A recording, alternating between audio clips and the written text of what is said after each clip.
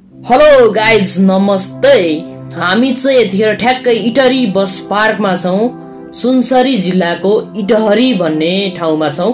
इटहरीको नयाँ bus park देखाइरहेका छौं हामी। आज हामी इटहरीदेखि झापाको दमकसम्मको सम्पूर्ण भ्लगहरू तपाईहरुलाई देखाउने छौं। कृपया भिडियो अन्तिमसम्म हेर्नुहोला र कस्तो लाग्छ हामीलाई कमेन्ट गर्न नभुल्नु होला। हामी यतिखेर इटहरी बस पार्कबाट हामी यात्रा सुरु गर्दैछौं, दमक तर्फ प्रस्थान गर्दैछौं।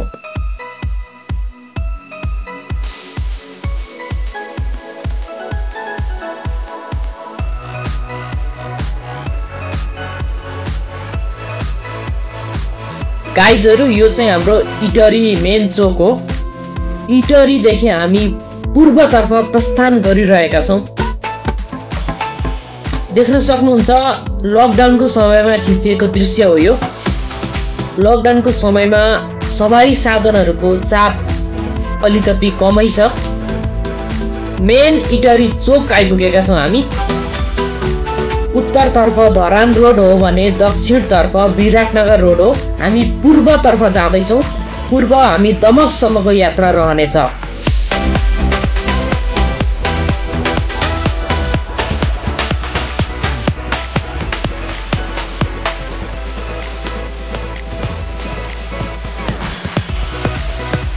अहिले चाहिँ गाइजहरु हामी इटहरीदेखि पूर्वतर्फ हामी जाँदैछौं।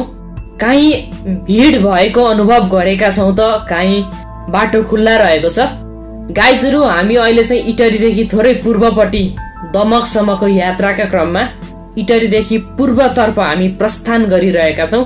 अगाडि देख्दै हुनुहुन्छ टिफरहरू, मोटरसाइकलहरू, सिटी सफारीहरू आफ्नो व्यस्त कामका लागि अगाडि बढिरहेका छन्। हामीले देखिरहेका छौं हामीले नेपालको झण्डा पक्कै पनि एकदम राष्ट्रियता झल्काउँछ यो दृश्यले।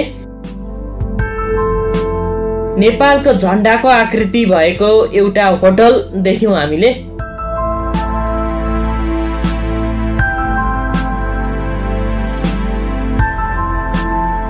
गाइजहरु हामी चाहिँ यो गच्छ्या भन्दा थोरै पश्चिमपट्टि इटहरीदेखि पूर्वपट्टिको दृश्य हामी देखाइरहेका छौं।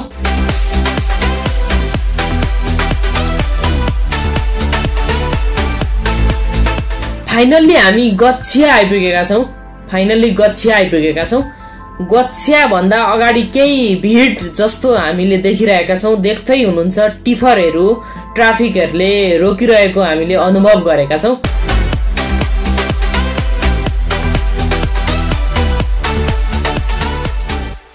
वाओ गाइज वाओ, एकदम सुपर बाटो रहेको छ।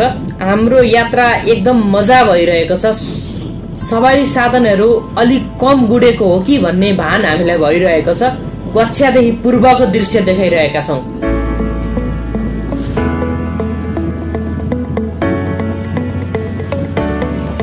पक्कै पनि गाइजहरु हामी यतिखेर ठ्याक्कै विराट चोक भन्ने ठाउँमा आइपुगेका छौं। इटहरीदेखि पूर्वपट्टि गच्छ्या, गच्छ्यादेखि पूर्वपट्टि विराट चोक। विराट चोकमा थोरै बाटो अवरुद्ध भएको छ। बाटो निर्माण कार्यक्रम भइरहेको छ। त्यो कारणले हामीले अलिकति शास्ति बिहोर्नु परेको छ।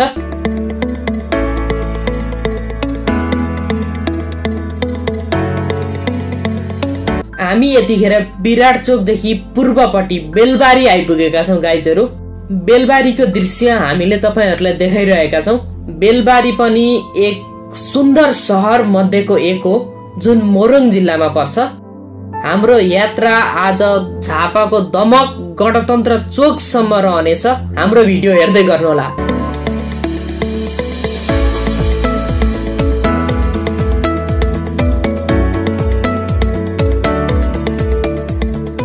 वाओ गाइज, जंगलै जंगल। बेलबारीदेखि पूर्वपट्टि हामी यात्रा गरिरहेका छौं। हाम्रो यात्रा पूर्व पथरी उर्लाबारी हुँदै दमकसम्मको रहनेछ। सुन्दर हरियाली हाम्रो देश नेपाल। यात्रा गर्न निकै रमाइलो भइरहेको छ।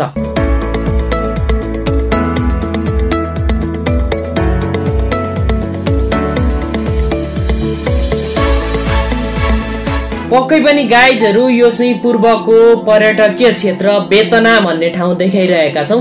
बेतना भन्ने ठाउँ हामी देखाइरहेका छौं गाइजहरु। तपाईहरु पनि घुम्न आउन सक्नुहुनेछ। अहिले लकडाउनको बेला भिडियो खिचिएको कारणले गर्दा अहिले चाहिँ बेतना बन्द रहेको छ।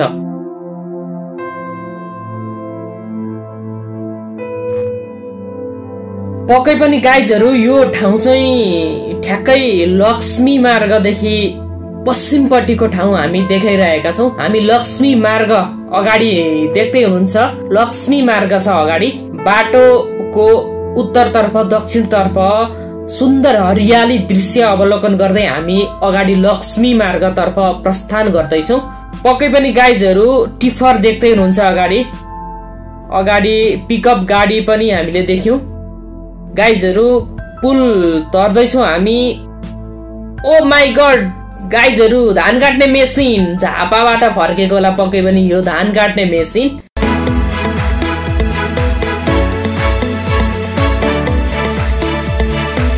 फाइनल्ली हामी लक्ष्मी मार्ग आइपुगेका छौं गाइजहरु। लक्ष्मी मार्ग पनि एकदम सुन्दर शहर मध्येको एक हो।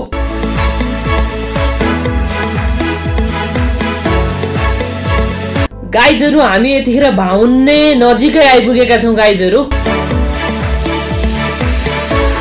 ओ माई गॉड, भाउन्नेदेखि पूर्वपट्टि घरपालुवा वस्तुहरू यसरी जंगलमा छोडिदो रहेछ। हामीले भिडियो हेर्दा मात्रै थाहा पायौं। भाउन्नेदेखि पूर्वपट्टिको दृश्य एकदम मनमोहक छ। वनजंगलको हाम्रो देश नेपाल एकदम हरियाली रहेको छ। प्राकृतिक सम्पदाहरूले भरिपूर्ण रहेको हाम्रो देश नेपाल हो। यहाँ हरिया वनजंगलहरू अधिक मात्रामा रहेका छन्।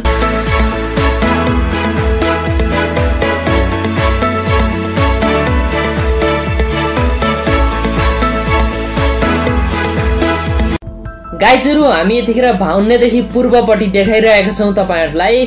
भिडियो कहाँदेखि हेर्दै हुनुहुन्छ कृपया कमेन्ट गर्न सक्नुहुनेछ।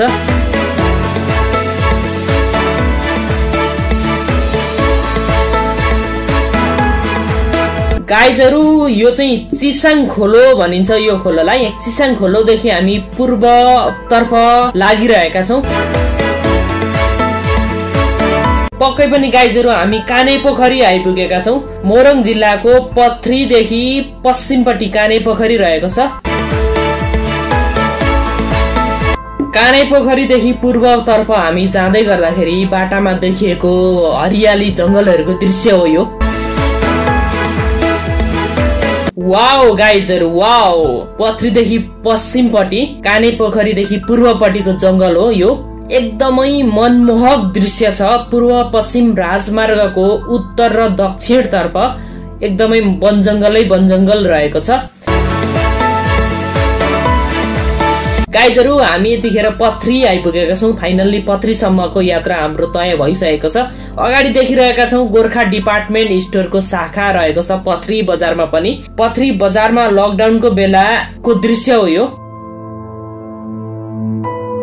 पक्कै पनि गाइजहरु हामी पथरीदेखि पूर्वतर्फ हामी लागिरहेका छौं।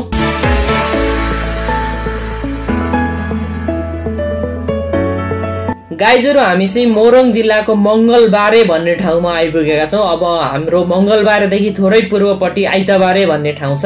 फाइनल्ली हामी आइतबारे पनि पुग्छौं। यो चाहिँ ठ्याक्कै मंगलबारे भन्ने ठाउँ हो। पक्कै पनि गाइजहरु मैले भनिरहेको थिएँ मंगलबारेदेखि पूर्वपट्टि आइतबारे भन्ने ठाउँ रहेको छ भनेर। पक्कै पनि यो ठाउँ चाहिँ ठ्याक्कै मोरङको आइतबारे भन्ने ठाउँ हो।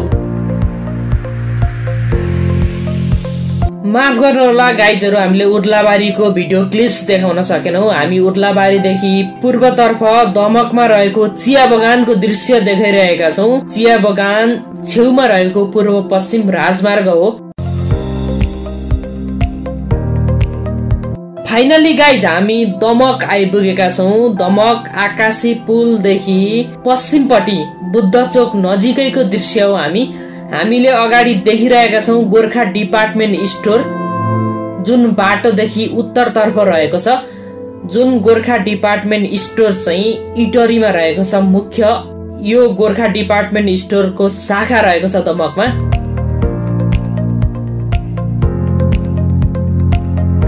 देख्दै हुनुहुन्छ हामीले नजिकैबाट गोर्खा डिपार्टमेन्ट स्टोर देखायौं। गाइजहरू हाम्रो यात्रा लगभग सकिन आँटेको छ। आकाशे पुल रहेको छ झापाको दमकमा, जुन काठमाडौँदेखि बाहिर पहिलोपल्ट होला सायद, मलाई जहाँसम्म लाग्छ।